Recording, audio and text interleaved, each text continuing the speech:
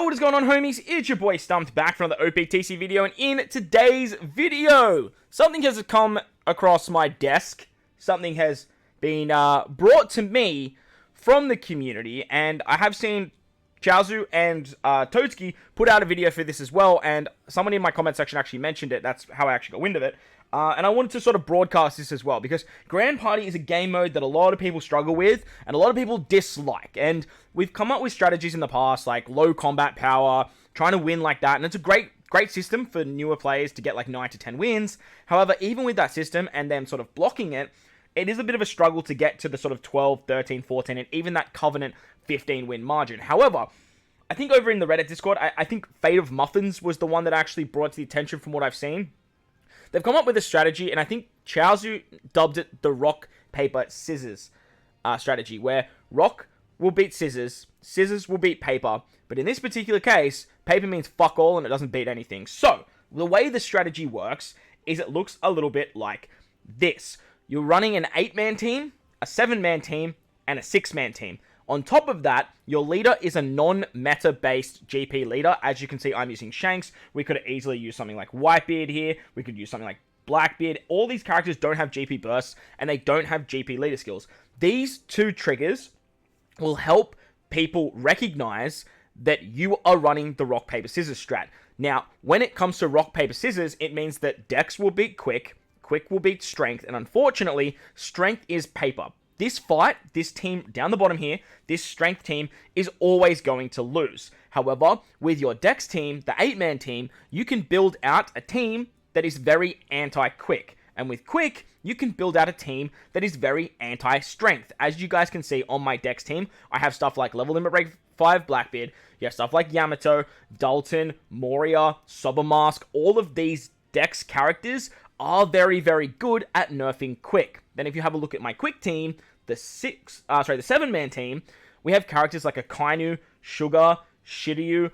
These characters are very, very good at nerfing strength. So if you build out these particular teams, you can pretty much guarantee yourself 2 wins and a loss, so that way you can get to that Covenant 15 win mark. So if you guys see at the back end of Grand Party, you see an 8-man, a 7-man, and a 6-man with a leader that's not a regular GP burst or a regular GP leader, you can pretty much guarantee that they are running this particular strat. So if, for example, we're at the back end and you see my setup float around and it looks a little bit like this, you can see that the 7-man team is first, and then you're going to be using your 8-man Dex team because rock beats scissors.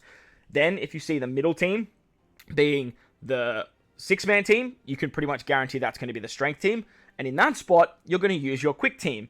As for the final fight, Strength really struggles at taking down Dex anyway, because Dex is so tanky, especially this season as well, getting all those extra buffs. So that's where you want to put your Strength team coming up against the Dex team, and that's going to be your guaranteed loss. However, if the setup looks a little bit like this, you can put your Dex team first, then put your Strength team second, and then use your quick team last. What you guys need to remember is the 8-man team is the Dex team, your 7-man team is the quick team, and your 6-man team is the strength team. On top of that, make sure you use a leader that has no GP burst, has no GP leader, so that way you can tell people at the later or the back end of the fights that this is what's going to be. This is what strat you're using. Ideally, you'd want to use something like a character of that color, so that way you can sort of tell like where it's going to be, and then have that leader in the final spot. So that way, if they see, okay, well, that's Whitebeard as the leader, Whitebeard is on the final team, that's going to be Stump's strength team. So that's another way that you can tell your opponent where to go and where to fight.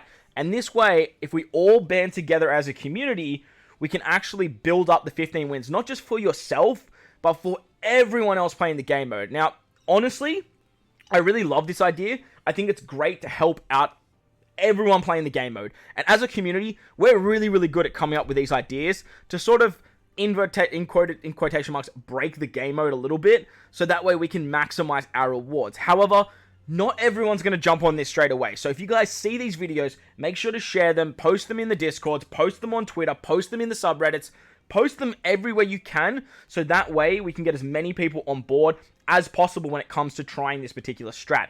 But don't be disheartened when you see someone that's not running this strat. Not everyone's going to get wind of it. Not everyone's going to want to participate. As much as I love this strat, I'm a big fan of playing Grand Party. I love seeing the big 8-man fights. I love seeing the big teams. So for myself, in the early stages, I'm definitely going to still try out new GP leaders and stuff like that for content and for a little bit of fun. But towards the sort of 9 to 15 mark, I would highly recommend everyone pivot to this particular strategy. However, if you do come up against someone that's not using this particular strategy, don't stress, because it's very easy to pivot into a different team. You can easily, if you come up against 3 big teams, you can easily just pivot into playing the game like normal. Now, is this going to be a foolproof strategy moving forward?